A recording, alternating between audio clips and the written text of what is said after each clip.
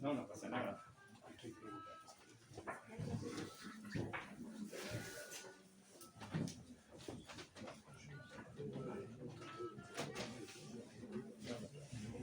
Bueno, buenas noches. Nos quedó una silla vacía justo aquí en el...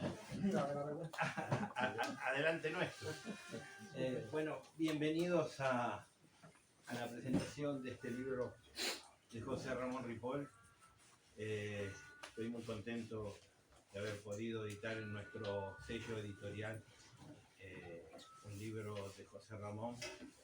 Algunos de nosotros, tal vez ustedes nos conozcan, nosotros tenemos hace muchos años una editorial que se especializa en hacer libros en forma artesanal, hechos a mano, firmados y numerados. Y hace poco más de un año hemos lanzado una editorial normal, como le digo yo. Suena mal, no es que la otra fuera anormal, pero bueno, me refiero que son libros hechos por imprenta y con distribución en librerías y demás. Los libros son una patología muy difícil de curar, porque yo me paso hablando mal de los libros, del mercado del libro, de los escritores, de los editores, incluyéndome, y cada vez estoy más vinculado, lo cual no le he dado otra explicación que una cuestión patológica. Pero bueno, hay patologías peores o ilegales, por lo menos esta todavía no lo es. Y estoy contento de publicar este libro por varios... está en la colección de Crítica y Pensamiento, el número 3, por varios motivos. Uno, porque lo quiero mucho a José Ramón, es un gran amigo, es una persona además generosa, una buena persona. Y para mí, como nosotros tenemos más que pequeña estructura, el trato personal es muy importante, ¿no? Entonces trabajar con autores que además de buenos autores son buena gente siempre es un placer. Por otro lado, es un gran profesional, lo cual a veces parece la visión un poco romántica del escritor y del artista parece que tiene que ser, digamos, insoportable y medio loco e imprevisible, ¿no? Yo soy más convencional y me gustan los escritores profesionales, digamos, los que toman sus textos con seriedad, los que los corrigen mucho, que me vuelva loco ese tema a mí en particular, pero después que termino con la maquetación se me pasa y quedo con que el trabajo ha quedado mejor realizado.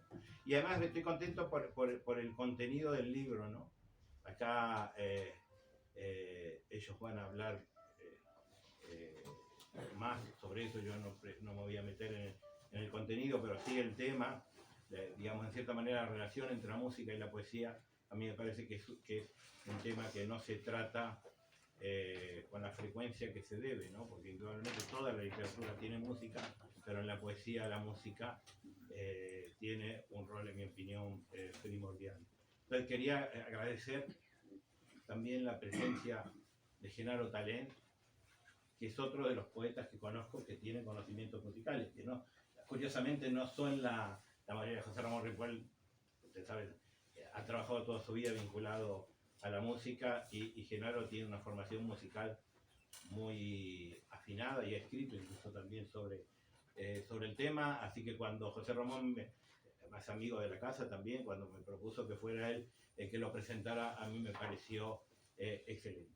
Así que ellos van a decir cosas mucho más interesantes que yo, así que le voy a pasar la palabra a Genaro, supongo que va a hablar antes que ti, ¿no? Vamos a seguir el formato convencional, así que todo tuyo, Genaro. Gracias. Bueno, a mí me parece que no voy a poder decir más que cosas buenas, porque lo que me une a José Ramón es el hecho de que los dos nos gusta la música, los dos somos poetas, los dos somos gaditanos y los dos estamos al margen digamos, de lo que es el mercado de la poesía en este puñetero país. De manera que yo sabía que él estaba trabajando sobre este tema porque me lo comentó hace tiempo. Luego me he quedado diciendo, bueno, este es el aperitivo porque el libro que quiere hacer todavía no lo ha acabado. Pero bueno, si lo que tiene que decir se basa fundamentalmente en lo que dice este aperitivo, pues va a ser un banquete digno de Platón. En ese sentido, a mí me gusta mucho me ha gustado mucho el libro, muchísimo, entre otras cosas porque libera a alguien que lleva años queriendo hacer algo así de tener que hacerlo, porque ya lo ha hecho él y como no lo hace mejor, me evita tener que meterme en camisa de once. Yo recuerdo, yo leyendo muchas de las páginas suyas, sobre todo aquellas en las que él al principio cuenta un poco los orígenes de su relación con la música y la poesía, parecía que estaba leyendo mi autobiografía, porque prácticamente comparto con él exactamente las mismas cosas. Yo soy hijo de músico, mi padre era clarinetista y antes de saber casi hablar ya me estaba obligando a estudiar solfeo. De manera que cuando yo tenía como 7 u 8 años, un día me dijo, ¿tú de mayor qué quieres ser? Y yo le dije, músico, y me dijo, ni hablar, los músicos no se ganan bien la vida. Dije, pues matemático, me dijo, tampoco. Dije, pues poeta, ya me dio por imposible. Claro, lo que no comprendió es que ya estaba diciendo que quería ser la misma cosa, porque yo no veo mucha diferencia entre las 3 disciplinas. En ese sentido, realmente es bastante raro encontrar en la tradición literaria española, no digo ya en la actualidad, sino en general, escritores y sobre todo poetas que hayan reflexionado sobre la importancia radical que la música tiene en la poesía, hasta el punto de que a mí me parece que la poesía es música un poco estropeada por la palabra. Si no tuviera palabras sería ya el colmo, ¿no? Recuerdo siempre que yo decía Verlaine de la música van toute chose, ¿no? Yo cuando leo un poema y no me suena a mi oído, porque una de las cosas que le debo a mi padre, que en gloria esté, es que me educó el oído y cuando falla un acento me chirría, y si me chirría ya lo sigo leyendo. Y es una de las cosas que siempre me gustó de la poesía de José Ramón, porque acostumbrado a leer a los poetas de nuestra generación, que parecen muchos de ellos que tienen un oído enfrente del otro, uno dice, bueno, pero ¿qué me están contando? Si lo que quieren es hacer un escrito notarial, porque estudien para notarios y que escriban un escrito notarial. Si quieren hacer un poema es otra cosa. A mí, por lo menos, y supongo que a él le pasa lo mismo, lo primero que me llega es una melodía, y luego lo voy rellenando de palabras. De manera que no es que la música se parezca al poema, es que sin música el poema es imposible que exista. En ese sentido, las reflexiones que él establece aquí, en este libro, en los 5 artículos maravillosos que conforman esta colección, me parecen muy importantes porque hacen hincapié fundamentalmente en una relación que muy pocas veces se ha estudiado y muchas menos se ha puesto en evidencia. La tradición española, académica sobre todo, tiene tanta obsesión con la métrica que parece que confunde la música con el chin, chin, chin, chin, chin, chin, chin. Quiero decir, pocas veces se ha asociado, aunque realmente sea verdad, que si uno no sabe métrica, los acentos los coloca como si estuviera escurriendo agua antes de la plancha, allí donde caiga, que es necesario conocer la técnica, como decía Ramón. Es decir, otra cosa es que todo coincide, se base únicamente en eso.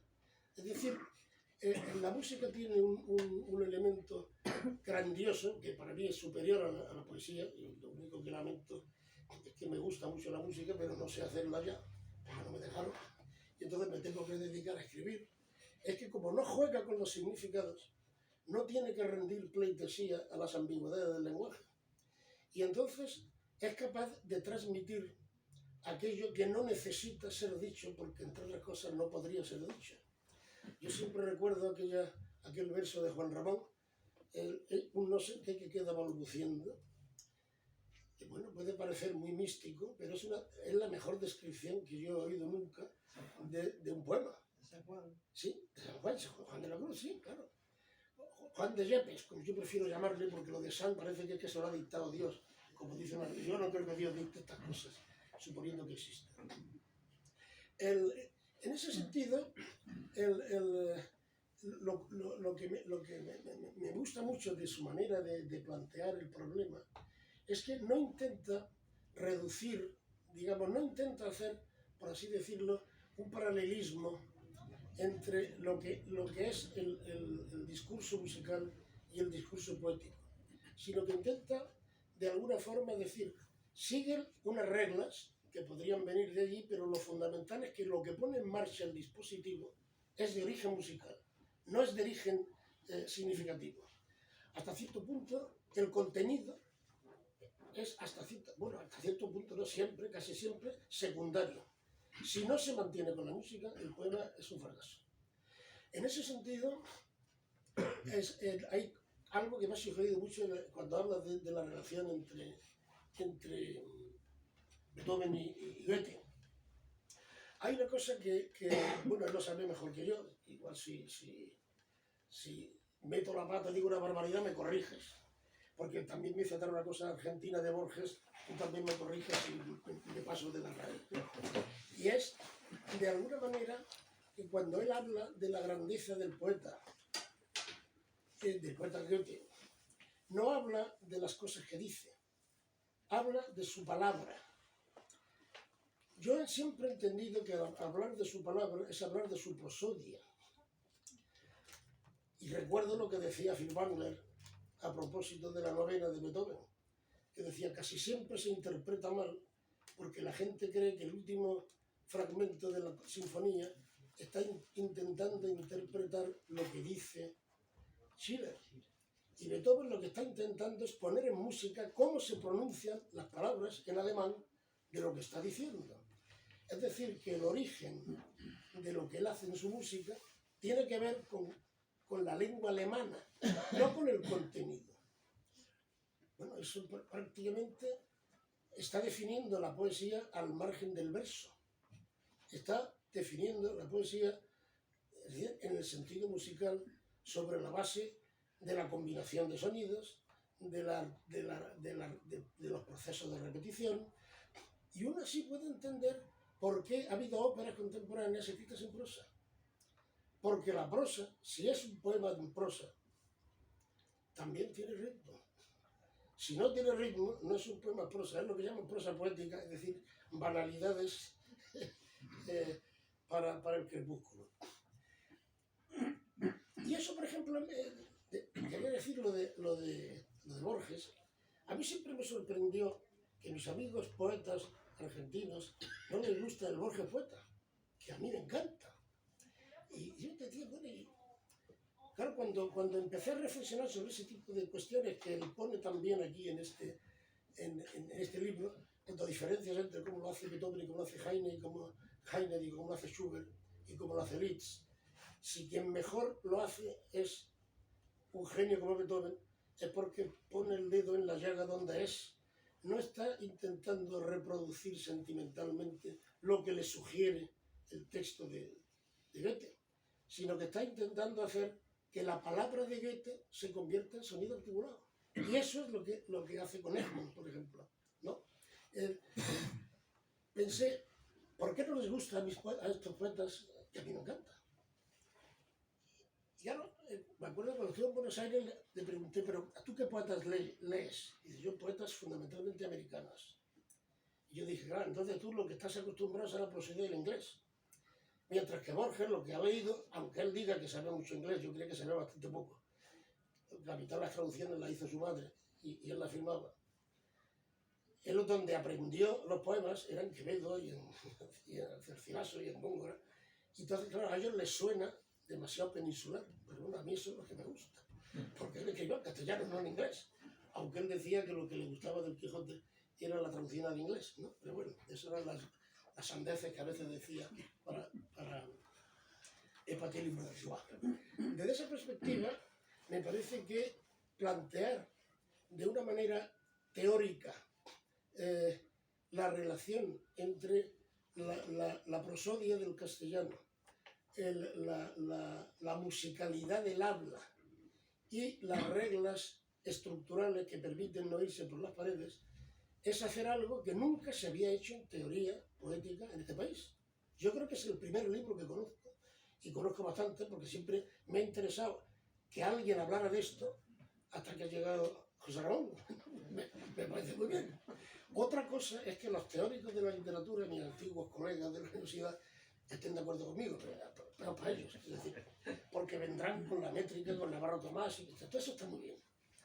Pero luego, a la hora de intentar explicar por qué un poema funciona, lo único que hacen es una descripción absolutamente mecánica,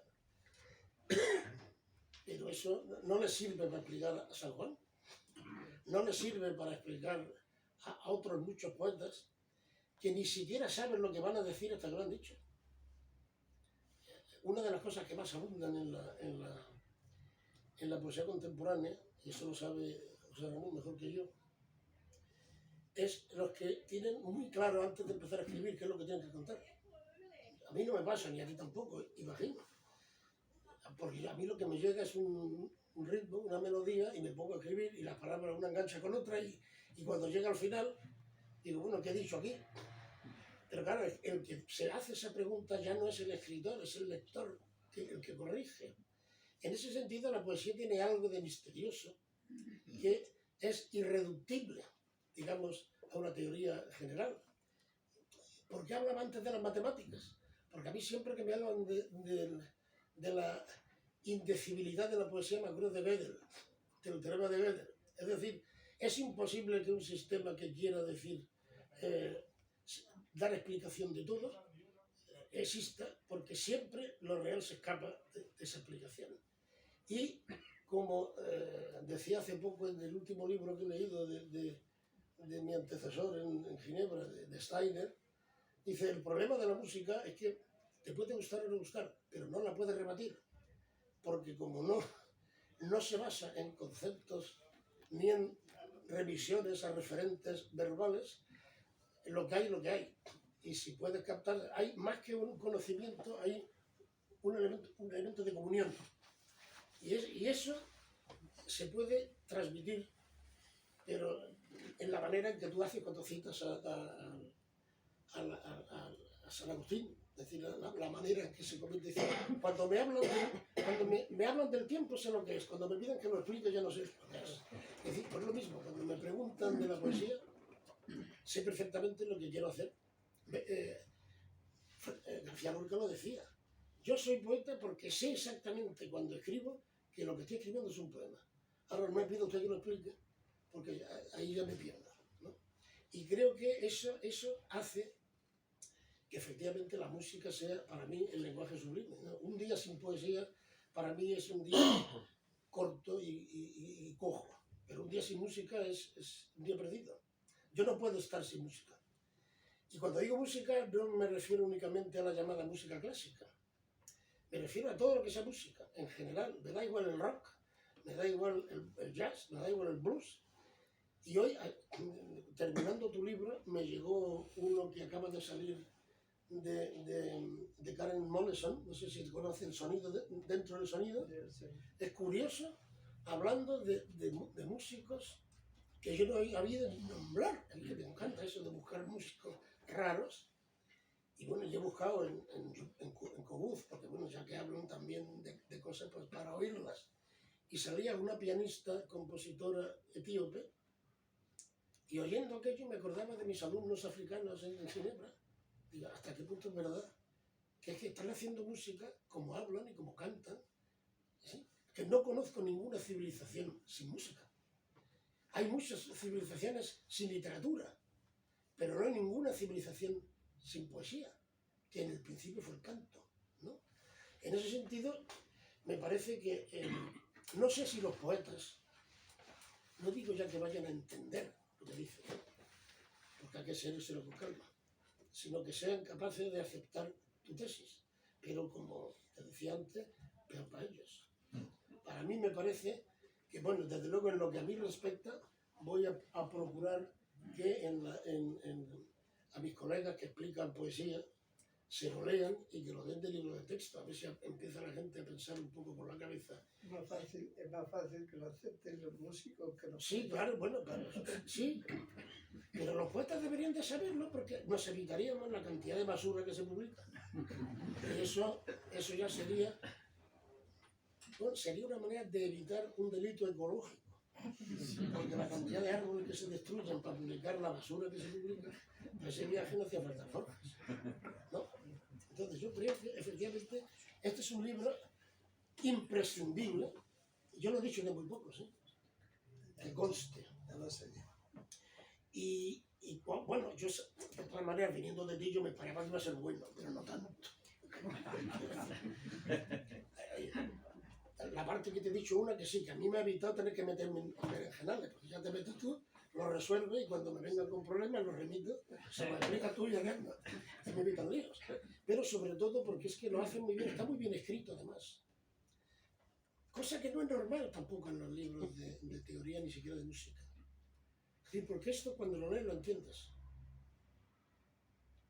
Y sobre todo sugiere mucho más de lo que dices. Yo espero que el libro que estás escribiendo ahora, que no tarde mucho, porque yo ya estoy casi en la cuarta edad y me gustaría leerlo, que me llegue a tiempo, no tarde mucho en salir.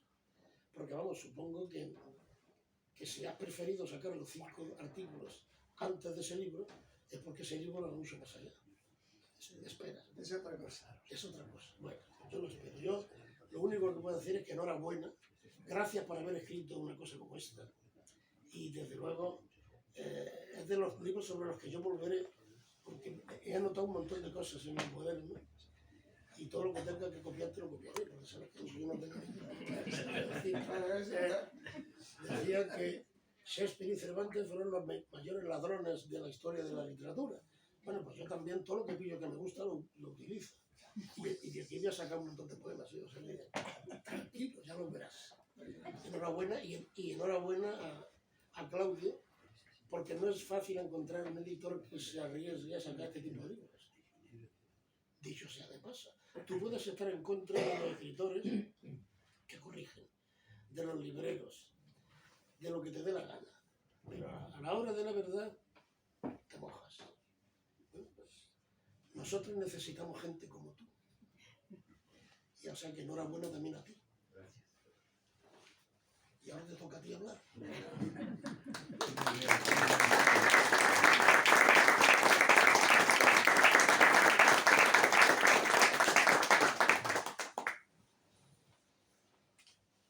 Ya traigo unas notitas para no perderme. Que ante todo quiero agradecer al Centro de Arte Moderno y al Centro Editor, a Claudio Pérez Míguez y a Raúl Manrique Girón,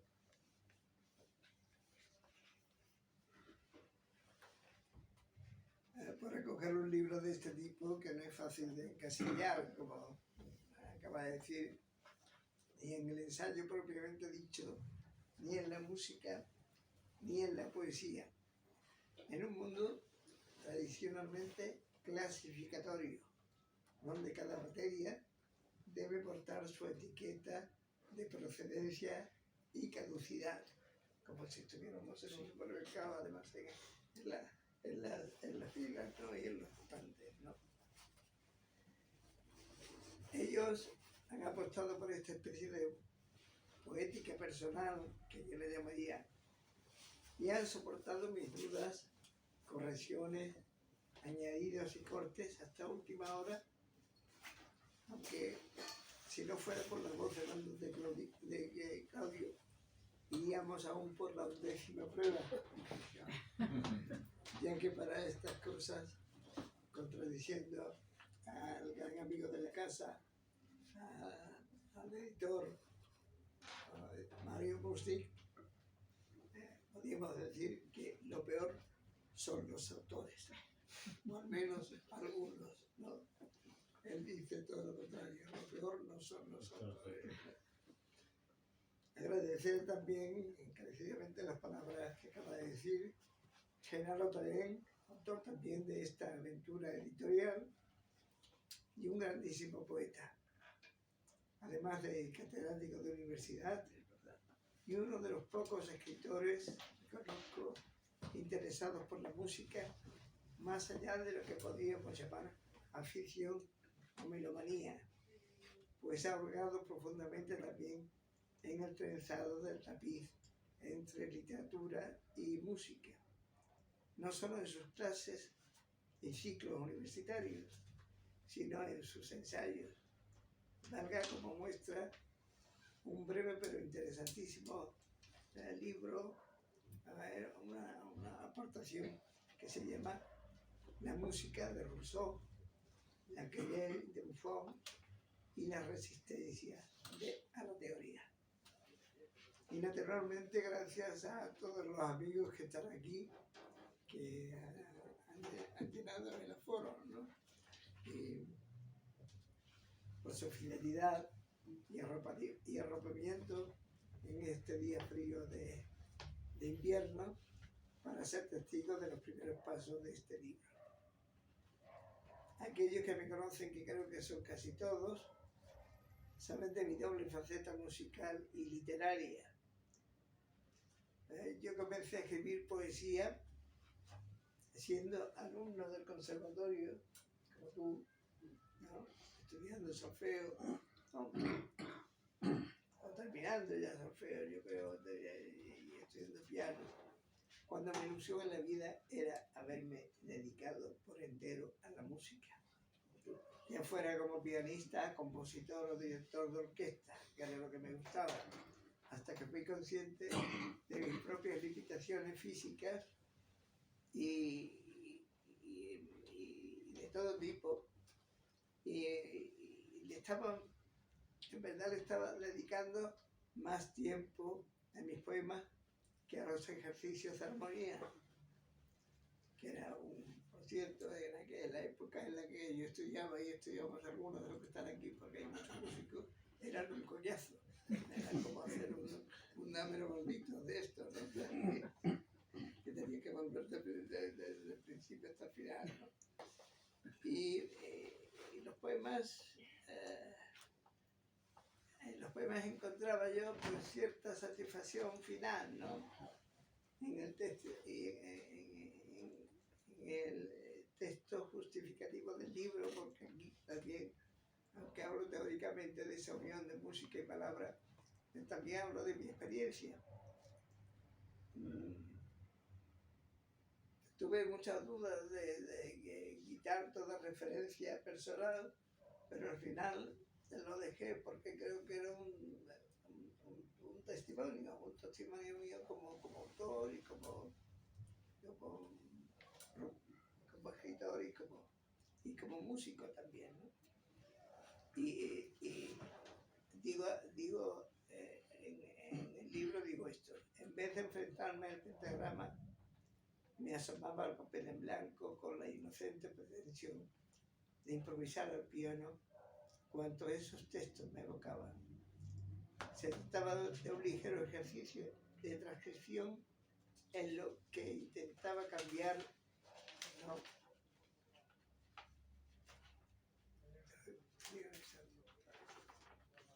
Cambiar de lenguaje sin alterar el principio inspirativo de esos textos, ni renunciar, por otra parte, al valor fundamental de la palabra poética, que no es otro que buscar en su polisemia la raíz de su propia voz. Conforme han ido pasando los años, he tomado conciencia de dicho proceso y que tanto la música como la poesía se alimentan de la misma savia y surgen como frutos, con formas y colores diferentes de un común árbol milenario.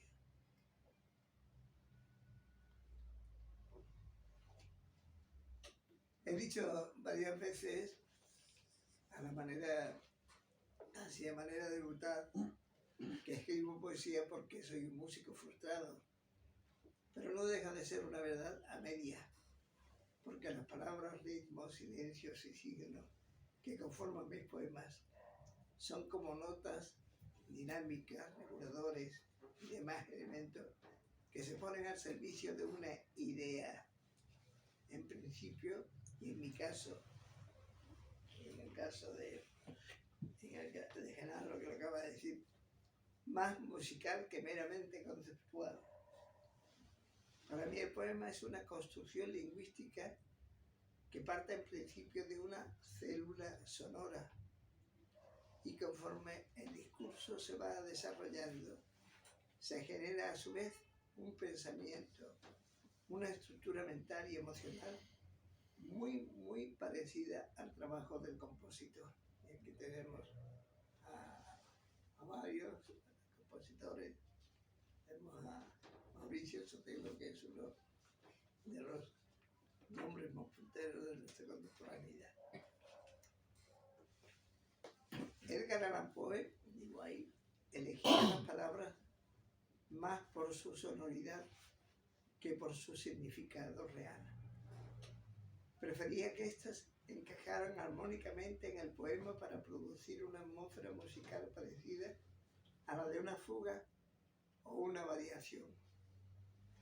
Su poema El Cuervo es un vivo ejemplo del espacio sonoro producido no por dos o tres palabras insonorantes y carentes de sentidos, sino por el acoplamiento perfecto entre música y concepto.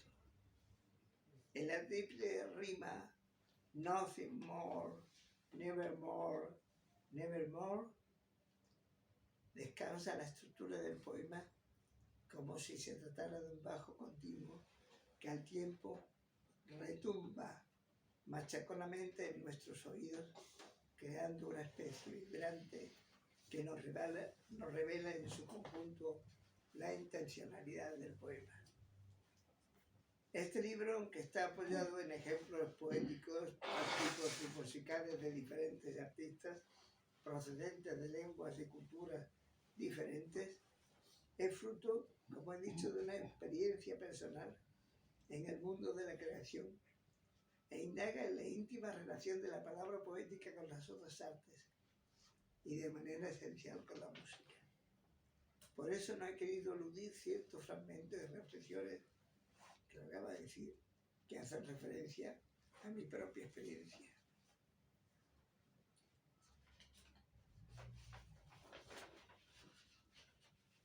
La procedencia de estos textos, de estos 5 artículos largos o ensayos breves, según se quiera,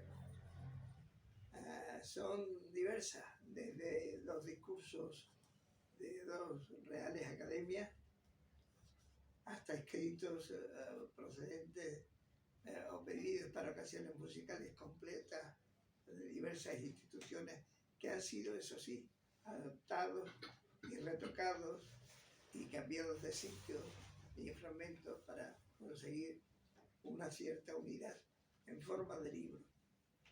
Pero debo resaltar un objetivo que no sé si he llegado a conseguir por encima de los planteamientos teóricos y de las especulaciones paralelas trazadas entre obras de autores de distintos caracteres disciplinarios, como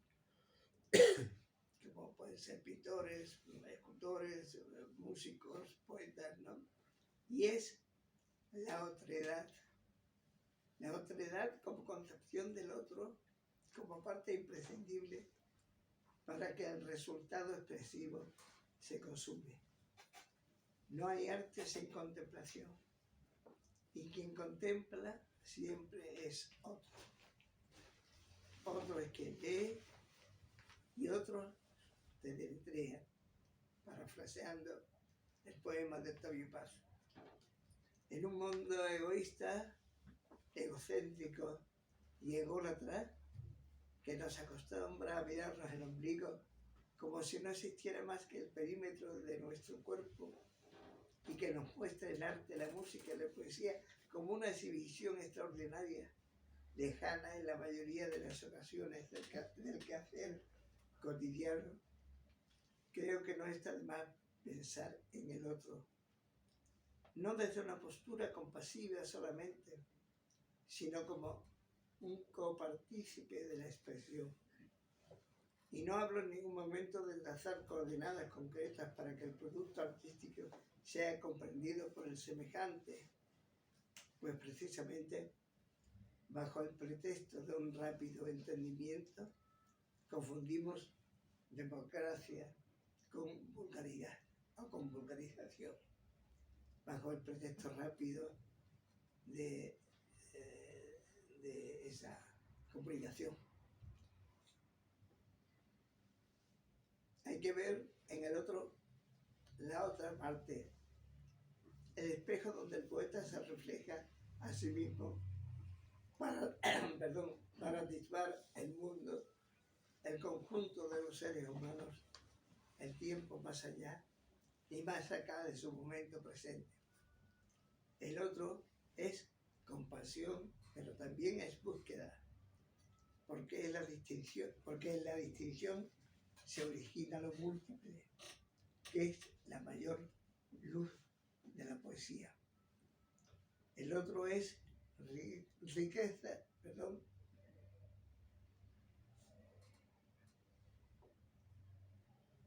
Últimamente se me seca mucho la boca y debo estar con el agua al lado. El otro es riqueza humana en cuanto supone la devolución de uno mismo en el camino de vuelta. Sin otredad no hay poesía porque no existe transformación. En una entrevista concedida a Paris Rivière, reproducida en parte en el prólogo de la edición española de su poesía reunida, el poeta inglés Geoffrey Hill se preguntaba por qué se supone que la poesía, la pintura y la música deberían ser menos difíciles de lo que somos los seres humanos. Y esta lectura se la debo a José Manuel Suárez, el poeta José Manuel Suárez, con el que hablo cotidianamente de estas cosas, ¿no? Y deberían ser menos difíciles de lo que somos los seres humanos, tanto para nosotros mismos como para los demás, e interpelarnos en términos simplificados, cuando nos parecería humillante si esa simplicidad se aplicara a la descripción de nuestra vida interior, concluyendo que oponer elitismo a democracia, además de un disparatado enfrentamiento, supone hacer un favor a la tiranía que requiere tal reduccionismo.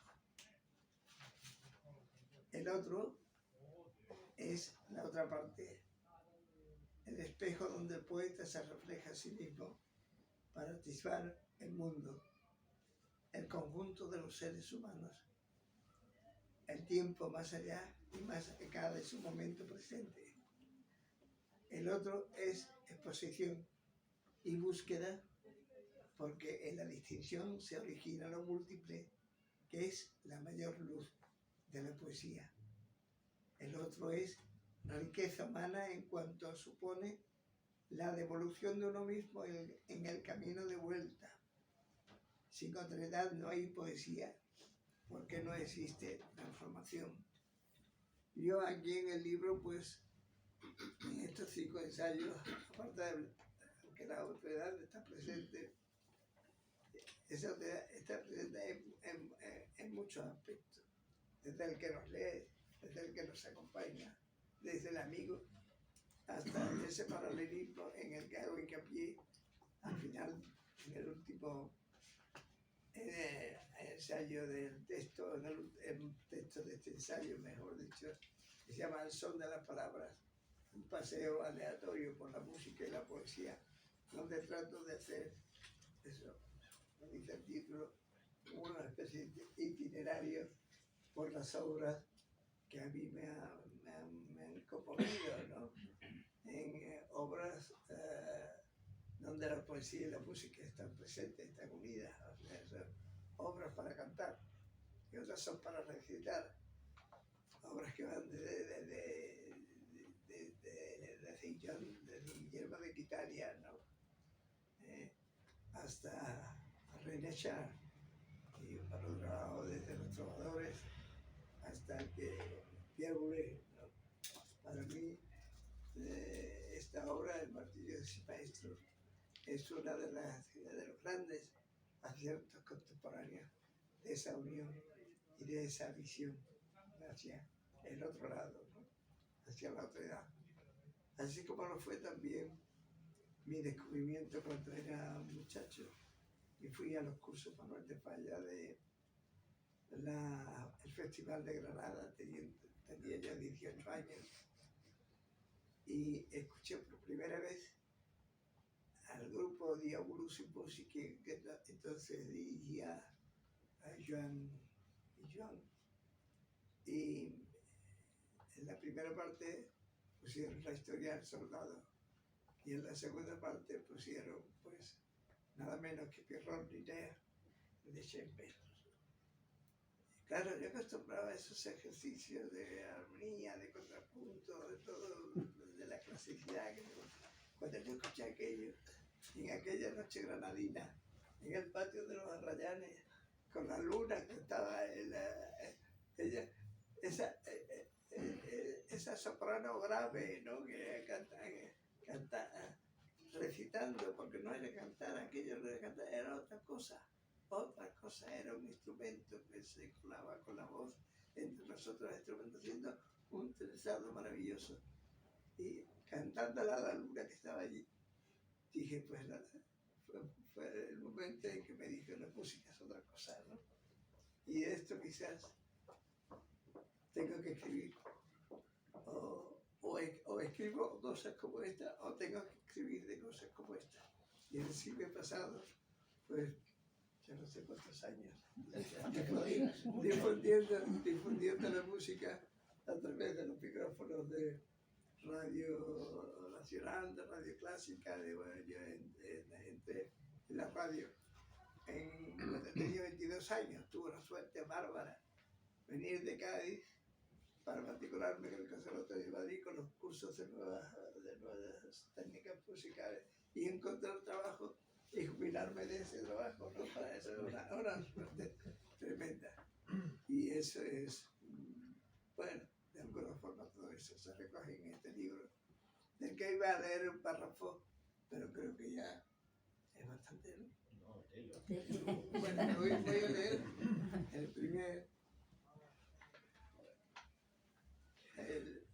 la primera parte del primer ensayo, y yo creo que viene muy bien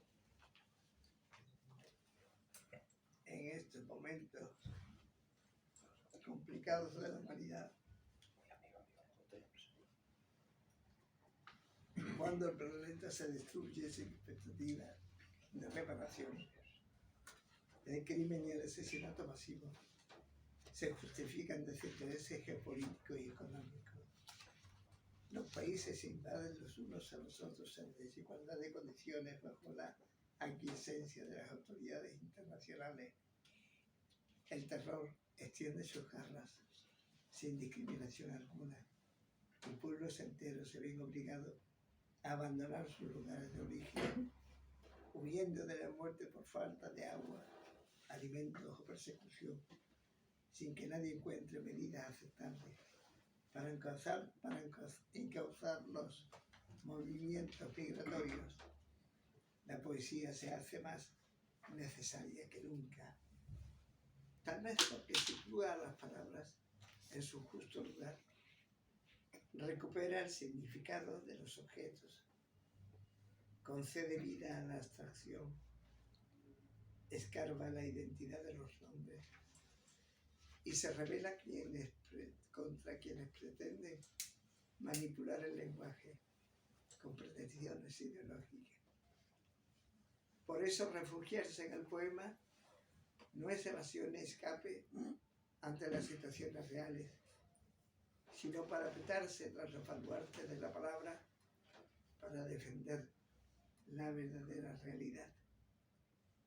La guerra y la barbarie conllevan la mentira y el equívoco, la invención de un falso idioma adaptable a los intereses de la batalla y al continuo saqueo de la imaginación y el verbo.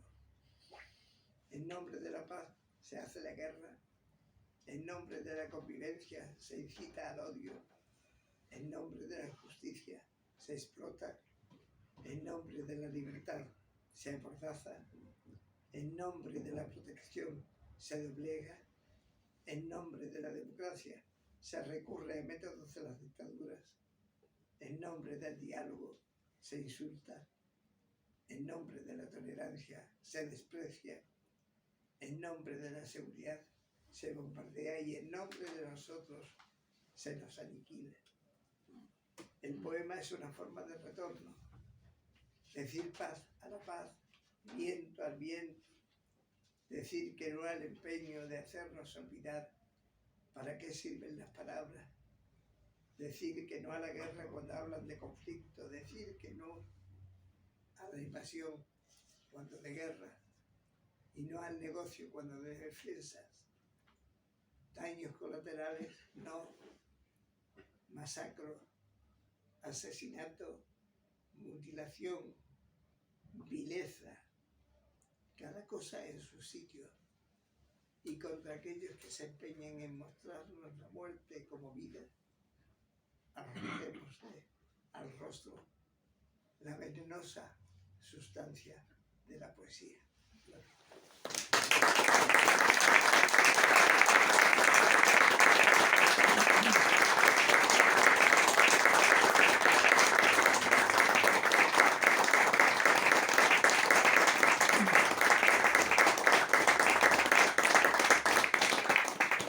No sé si alguien quiere hacer alguna pregunta, algún comentario o lo que sea. Hable ahora o calle para siempre. Pues me atrevo yo a preguntar al amigo José Ramón si como, bueno, naturalmente como todos los que estamos aquí te conocemos bien por tu trayectoria como poeta y también, claro, por tu trayectoria como radiofonista, si se puede llamar así, a un locutor de música clásica. Pero en todo caso quería preguntarte si en esa condición de músico que tienes, tienes canciones, porque para mí especialmente tiene un interés añadido, claro. Tienes canciones propias de poeta y de músico. Bueno, en mi juventud sí que debo decir que quien me hace la pregunta es Joaquín Pixán, asturiano, un tenor con el que he trabajado, y él fue quien me incitó a hacer ese ensayito sobre la poesía, la música y la poesía de Ángel González, ¿no? que sí que tiene ahí tela para cortar, ¿no? Y yo hice canciones cuando era joven, canciones con mis poemas, e incluso llevado a la música, no al piano en este caso, pero eran ejercicios primerizos, ¿no? Y bueno, pues estaba buscando un estilo tanto en una cosa como en otra, tanto en música como en poesía. Y ya luego pues me olvidé, he seguido tocando el piano hasta que he podido. Ahora ya no puedo porque tengo un diputén que estamos de las manos, bueno, Estamos bien.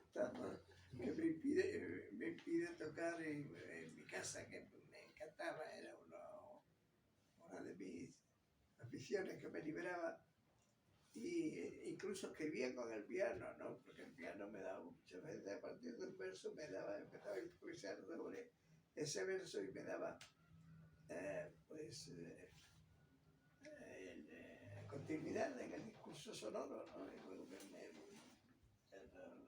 lo continuaba según lo que había improvisado. Y sí que tengo poemas que son cantables, no son cantables, yo creo.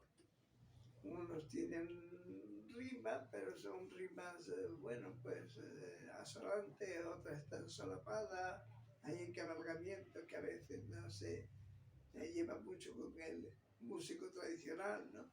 Pero yo creo que sí, que mi poesía es cantable, toda mi poesía es cantable porque tiene ritmo, porque como hemos dicho, tenemos ese oído musical que no solamente es conocimiento de la métrica, claro, porque hay muchos colegas que dicen, no, estos son endecasílabos, cuando tú le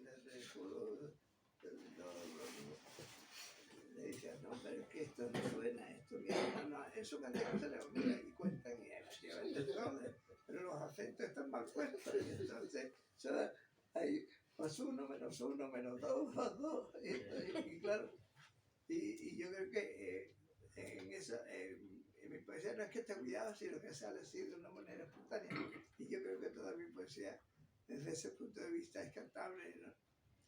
Pero yo iba más allá, yo iba a que si lo tienes escrito en un pentagrama, la canción. Sí, pero prefiero, no, o sea, Pues se lo grabamos a algún compositor. Luego hice mis tentativas, como músico, como compositor, cuando en los tiempos de los happenings, de la música gráfica y de la música textual. Me acuerdo con el grupo Glosa, que hice una obra para grupo indeterminado, en este caso era cuarteto, y bueno, pues aquello era una locura, había poesía, había trozos de Wagner, y terminaba con la viola, con la viola etérea que tocaba el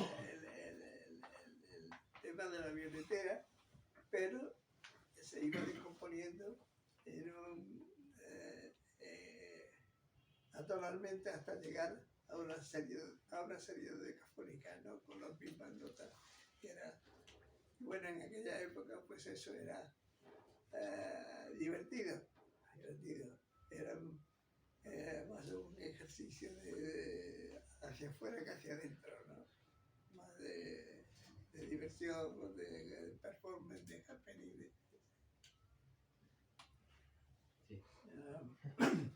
No sé, algo que ha dicho Renan me ha hecho pensar que todo buen poema es cante o canción, pero no toda canción es un poema, ¿no? Porque Tenemos ejemplos.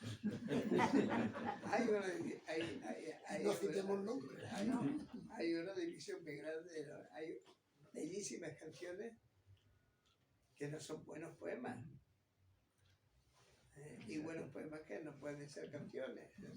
Son dos géneros que en un principio surgieron de una misma raíz, ¿no? Porque uno coge canciones, los cancioneros antiguos, ¿no? El cancionero de Palacio, el cancionero de Vallieri, y está pues toda la poesía popular.